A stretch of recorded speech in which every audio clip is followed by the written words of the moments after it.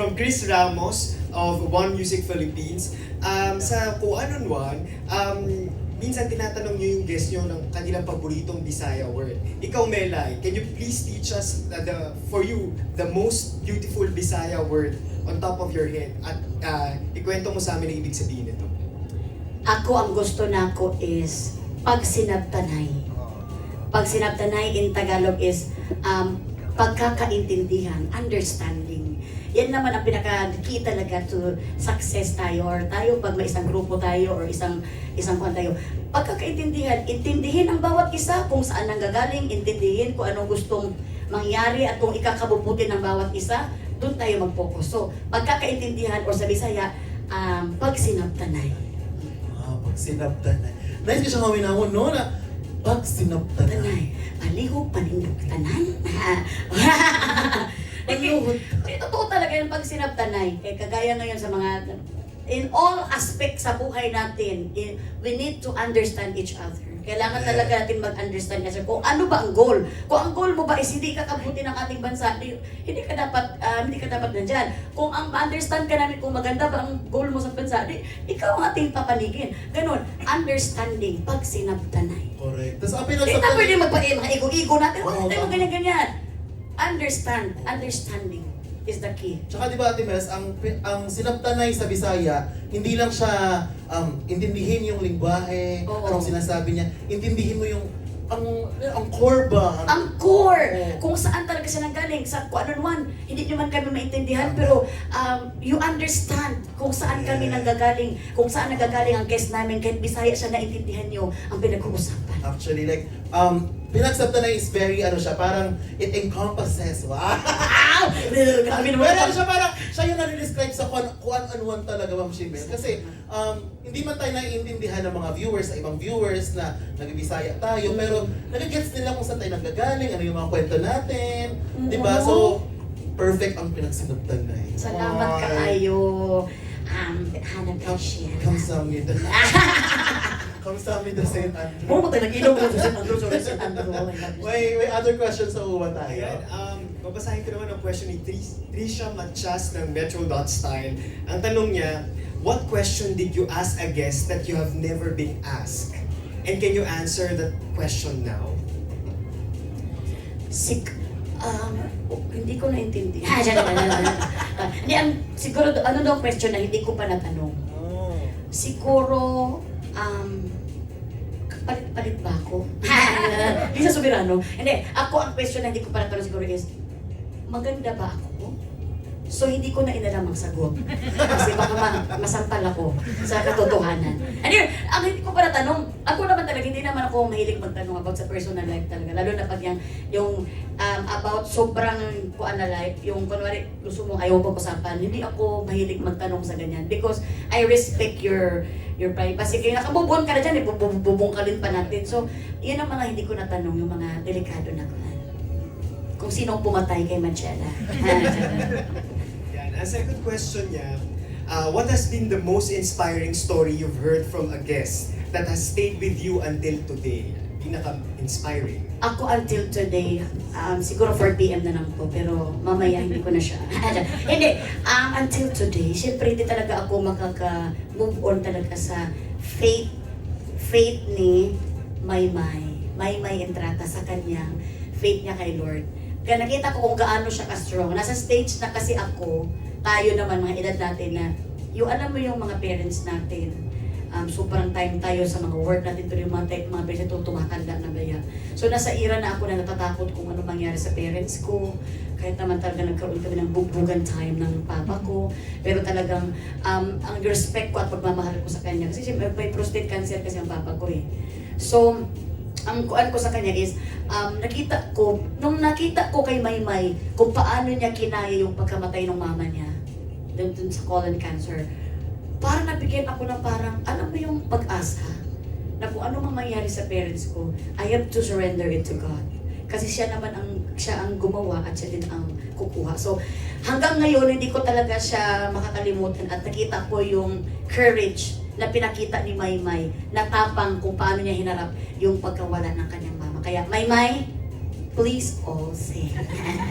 Maymay, saludo ako sa'yo. I love you, Maymay. Yung faith niya. Grabe ang faith niya, Maymay. Amazing. Meron pa po ba tayo I read questions? few more So, ako naman nagtanong, no? Tapos kayo naman ng jowa mo. Kamusta? Maayo po yan.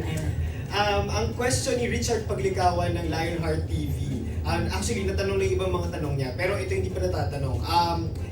Ngayong ay na-reveal na yung tatlong guests mo for season 5, may pasabog na guest pa ba for this season na dapat abangan? Ako hindi ko alam itong guest ito kung sasabog ba siya.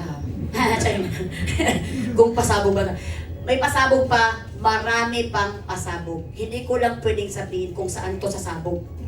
Kasi kasi kung sasabog to, sabay-sabay tayo dito. Ano ba ito sa sinasabi ko? So, lahat ng guest ko sa season 5 ay mga pasabog talaga. Baka sabihin, mga sabog pa rin. Hindi. Bakit mo kasi tinatanong ko sa pasabog? Basta, lahat ng kuwan ko dito, lahat may dala silang pasabog sa kuwan, story of their life. Parang iba yung mag-imagine ko to. Parang utok nyo nadala Pero nila. for sure, parang pasabog lahat. Pasabog ang istorya ng buhay nila. Yun lang ang gusto kong sabihin. Ayan. And for our last question, tanong din ni Richard Paglikawan of Lionheart TV. Grabe si Richard Balikawan, no? Dami yung assignment sa atin dito. May binago ba kayo sa format for this season na iba dun sa mga previous 4 seasons? Siguro sa format, wala. Pero sa foreman, meron. Nagpapagawa pala ng bahay. Hindi. Sa format, parang wala naman kaming binago. Parang still the same. Ay! Meron pala kami mga pakulo. May mga pakulo kami. Yung may mga ginagawa kami na kung dati, parang kuan call away. Ito naman, parang letter. Parang mga, basta marami kami, panoorin nyo na lang kayo. Nagtrabaho lang man ako. O, panoorin nyo na lang yung Oo, panoorin nyo. mga pag-ano. Pero this season lang kami, sa season 5, ang nagkakaroon ng day 2. Day 2 ba tawag doon? Day 2. Day 1 sa June 9. Sa next week naman yan, day 2 ni Ellen Adarna. At abangan nyo pa ang day 3 niya. O, may hindi ba? Grabe naman. Patukuan naman season 5 by Ellen Adarna. Ang season 5, Ellen Adarna lahat. I love you, Els. Els, akong tawag sa iya. Grabe yun kay si Els. I love you, Els. Salamat kayo sa imong pag-trust, Els. Kaya nag-trust talaga sa Sakua ba? Kasi alam din naman yan, hindi ko naman siya issuehin. Hindi naman ko mag-issue na kanya. Kaya ngayon lang talaga siya nagpa-interview. At yung interview naman namin is parang barkadahan na Bisaya ba? So Els, I want to have a shout out to you. Els, I love you so much. Mag-ingat mo sa imong mga duha ka baby love din ha. O kanunay ko gaampo sa inyo. Si Els. Thank you, Ma'am si Els. Si Els. Okay, that was our last question. Sorry, yan. Meron Ano na ba? last. Yan, nakalimutan kong ano. Ang nag-question na AI na ba? AI. From Robert Requentina of Pop News Digital. So, maliban sa pagiging host ng Kuan on One at isang big-time celebrity, binabalance mo rin ang pagiging isang nanay. So, paano ba daw magtipid ang isang Melay Cantivero sa everyday life? Siyempre, magtipid tayo. Ako sobra talaga akong thank you. Dahil nakakatipid ako lalo na ngayon. Dahil sa pagkain lang, nilalagyan ko lang, binubudburan ko lang ng Magic Sarap. Tapos, binibigyan po nila kami ng free. So, thank you so much. Gusto ko namang bumili, pero napadala sila sa bakay eh. So, ano ba? Nagtinda na lang ako sa labas ng bakay. Dahil doon, Magic Sarap. And then sa biscuit naman, andun din ang riches. So bakit ba ako bibili? Nakakatipid talaga ako. May riches na pinadala ko isang box doon ko. Sana next month ulit. And then, siyempre, pag nauho ang mga bata, andun ang Nutribus. Tapos pagtingin ko, uy, ang mga labog, ang dami! Nilaban ko by wings. Wings. So, thank you so much. At siyempre, hindi naman pwede na hindi kami maglinis. Kailangan malinis para ma-away kami sa 99.9 germs. So, protect. Protect na sa mga. So, akin lang, nakuloko lang. Pero hindi, totoo talaga yun. Naka-minus talaga. Totoo pala yan. Naka-minus ka talaga sa gasto. Pero siyempre, we share naman the blessing na binigay. Pag may mga outreach program, nakashare din kami ng mga blessing through sa aming mga products. So, huwag din kayo mag-alala kaya isisiran din niya kayo. Binibigyan nyo rin ako nun. So, ande, sa totoo lang, sa tipid-tipid talaga is, siyempre nasa lifestyle. at the end of the day, kahit tipirin mo man ang mga anak mo sa pagkain, di pa rin maganda yon. Kung anong deserve nila ng pagkain, ibigay mo. Minsan sa pagtitipid ng pagkain, doon ka pa kasi ito lang kainin natin, tapos nag-crave ka, pagbili mo ng crave mo, nasayang na yung niluto nyo. So, kung ano talaga yung gusto nyong kainin nyo talaga, para hindi masayang yung, kaya wala kang gana doon sa niluto nyo eh. So, kuhan talaga, mas mabuti pa kumain na kayo ng holiday. Hindi, so, pagdating sa pagkain talaga, yung lifestyle nyo, baguhin nyo. Huwag naman kayo, puro restaurant, puro mga ganon. O pag makasweldo, bigyan nyo ng kwadi ng sarili nyo. Pero kami talaga sa bahay, kung mamalengke kami, kung ano yung pwedeng andyan pa, gamitin pa. Kasi hindi kasi ako pro sa yung grocery talaga ng grocery. Kasi pag grocery ka na isang butas, hindi makain yung iba, sayang, kuhan pa ng expiration. So doon ako sa yung, kung anong kailangan bilhin. Kasi para, doon ako para makatipid. Correct. Actually, Ma'am Shimes, like, pinapanood ko yung mga vlog mo, mga ganyan. Sa pamilya mo ba, kahit big time na kayo, ganyan, yung mga aoy na. Ano pa rin ganyan, pagpapalaki mo sa mga anak mo, parang humble family pa rin ba? Tinuod, promise. Like, kung paano pinapalaki yung, kunyari, yung mga auntie ko sa Mindanao, parang ganun pa rin, nakikita ko sa mga vlog mo. Very Bisaya ba? Very Bisaya. Salamat kayo mo!